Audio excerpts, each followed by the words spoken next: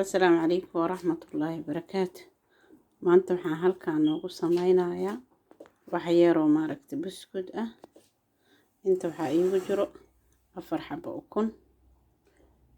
halkaan waxaa iigu jiro sokor, burka waa ii kanaha maxaa la dhahaa ii sheeg, subag halkaan oo iigu jiraa kanaan ku dirayaa, midkaan kalaan ku diraa carfisa asigana. inta waxaa iigu jiro heyla iigu jiro. marka insha Allah intaasaan isku soo dardaraa, waa soo qasaa insha Allah. buskudka wax yaraan rabaa inaan suubiyo, wax badan ma rabo inaan suubiyo. waa isku soo noqonaysnaa. waa mahadsantiin. Assalaamu calaykum waraxmatullaahi wabarakaatu. geedahan baroobeha buskudka lagu suubinayo hadiyada laygu keena habartay ii soo gaday, ilaahay khayr badan ha siiye.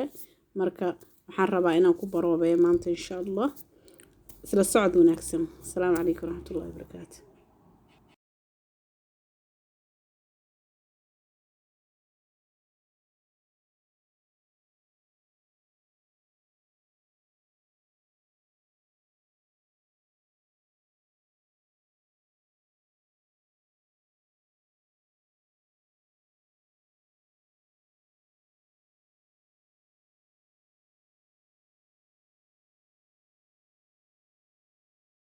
waa kana ma arkayso u soo saaray ma basla hadda waa ku sameeyay hal noocan baroobeey markay noocyada kala shtan insha Allah saan u baroobeey waa in soo tusaaya sidaas uu yahay.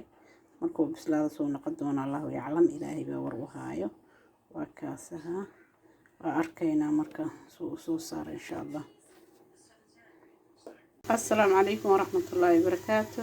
waa kana biskudka soo baxay ma sha Allah.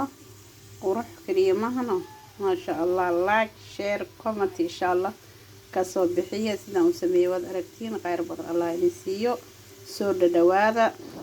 assalaamu calaykum waraxmatullaahi wabarakaatu.